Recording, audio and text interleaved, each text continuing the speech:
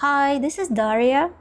Let's create this knitted scarf that is also a train window. First, let's grab a geometry of the yarn that was shared by Entagma previously and check out this tutorial if you haven't. And we delete all the unnecessary bits, use two copy and transform nodes to make the fabric longer and move everything to the center of the scene. Next, let's drop in a grid and make it match the scarf size. Make it 500 by 100 polygons. And project our PNG sequence of a view from a train window using attribute from map. This is a free stock video that I've color corrected and reframed before in After Effects. Now let's add some subtle movement with the mountain soap, with reduced amplitude and element size, and let's animate the offset with $F for that stop motion feel.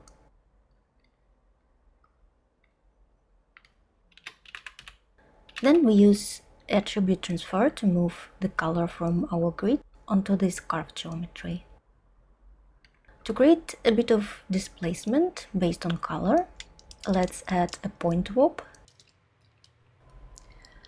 Split the position and color attributes and adjust the Y position by adding red channel, controlled through ramp for tweaking. So now we can control the height and make it subtle. Also drop a poly wire and a normal map. Let's quickly see how it looks in render. A bit plastic, so let's make it fluffy.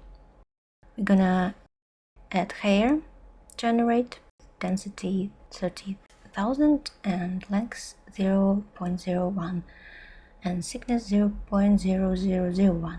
And don't forget to transfer color to the hair as well.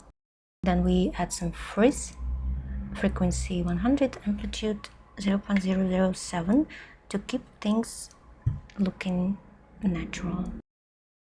Then convert these hairs to NARPs, of course, so Redshift can render them.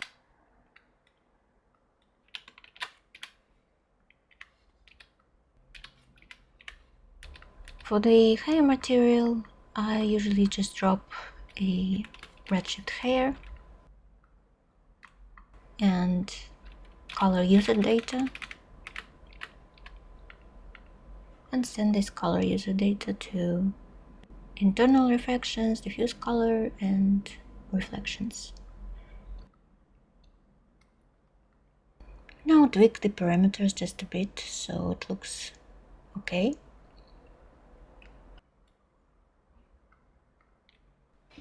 Let's render it.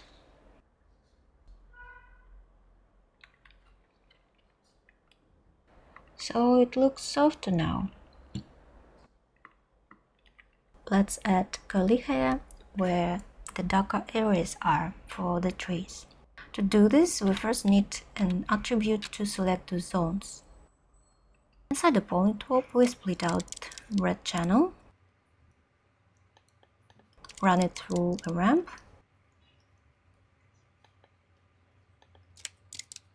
and export it as a float attribute called trees. Let's select trees, and with the ramp we can isolate those zones where we want this curly hair to be. Then let's add attribute blur, trees, blur it a bit. After, we can also add attribute remap to have a little bit more control over these areas. Next, let's add hair generate again, this time using the tree attributes as a mask.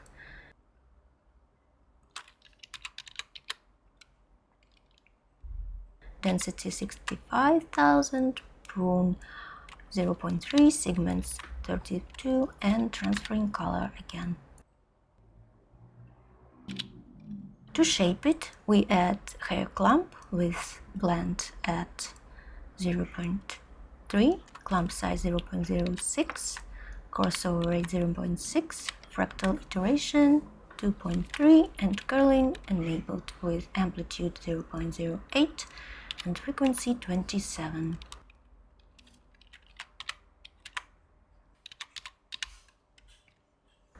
Set the length to subtract mode, randomize it between 0 and 0.03, and add just a touch of frizz at amplitude 0.01. Then convert to NURBS curves again. Let's render it and drop in the sunlight so we can see the texture. And it is animated already. If we want more variation, we can copy this whole branch and change some parameters a bit. First, the areas where we're gonna grow hair, and tweak a bit the attribute remap and see how it is animated. Let's make the density a bit bigger and the thickness a bit thicker. And for the hair clump, let's remove curling and fractal iterations and add the blend and crossover rate a little bit bigger, and now they look different. And also we want to give them different color. So for this we need to put ramp between color user data and the material, and for example make it yellow and dark yellow. So let's see how it looks. I think it's nice. Finally, the fringe. Let's create a grid as wide as a scarf but short and make it 2 by 100 polygons rotated vertically.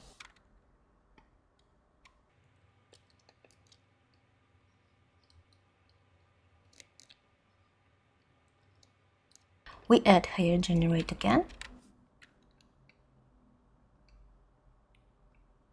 Density around 65,000, length 0.17. Slightly prune it. Thickness 0.006, and let's have no thickness variation. Then randomize the length slightly.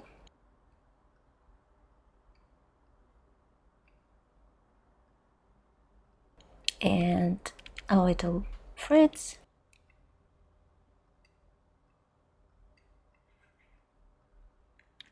And let's reuse the mountain slope for that stop motion animation effect.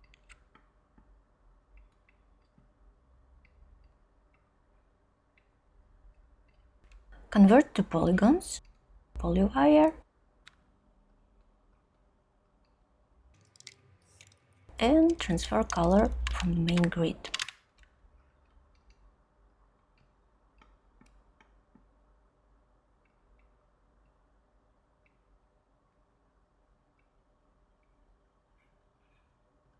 For extra softness, let's copy our fluff system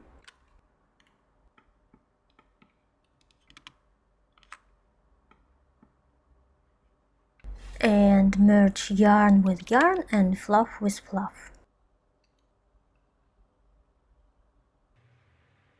And now we have it done. Okay, love you, bye. Hey, Chris here. I hope you've enjoyed watching Daria's tutorial. We're experimenting more with bringing in new and interesting voices from the community to our channel, and the only reason we're able to hire them is the amazing support we get from our patrons. So if you want to see more videos like this and also get access to a ton of extra content, please consider becoming a patron of ours as well. With big thanks going out to all our current patrons. Without you, Entagma would not be possible. Also, if you want more yarn-based videos, let me recommend two Entagma classics: Manu's UV Deformer and most procedural embroidery setup. And do you think Houdini setups around knitting and fabric are still this shit in motion design? And do you want to see more tutorials like this on our channel? Let us know in the comments. Alright, that's all from me today. Cheers guys.